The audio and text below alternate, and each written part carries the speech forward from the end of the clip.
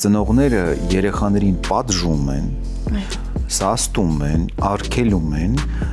որպեսզի երեխաները տան համապատասխան հարցեր։ Քո ինչ ժամանակն է նման հարցեր ես տալիս, խառնվում ենք, ամաչում ենք, բարկանում ենք, չկա նման բան, կարիք չկա, մենք փչացնում ենք ազգին։ Նորմալ է, որ 5-ից 10 տարեկան երեխան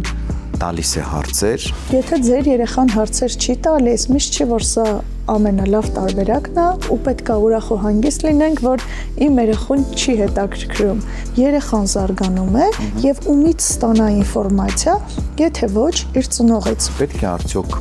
անվանել սեռական օրգանները։ Վախենում ենք խոսանք, որ երեխաները չկենտրոնանան այս թեմաների վրա, բայց մեր երեխաները պարզվում է վաղուց ունեն ավելի վատ ինֆորմացիա, ավելի աղավաղված ու իրականության հետ կապ չունեցող։ Հայկական են, ուտեմ են քո, ուտեմ ու գնաց,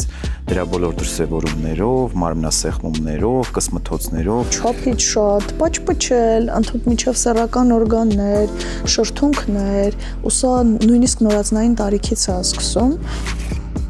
Գիշերային զրույցներ։ Ամեն ուրբաթ